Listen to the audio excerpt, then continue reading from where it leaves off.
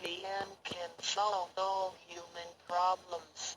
It would seem as though conscience or soul are only religious terms and had no real existence. Most people do not recognize their true selves, which are indestructible and immortal. Actually, the true self is the master of the mortal body. Today most people have lost their consciences, harming others in order to benefit themselves. Those evils which human beings are now committing will cause great disasters, the likes of which had never been witnessed before.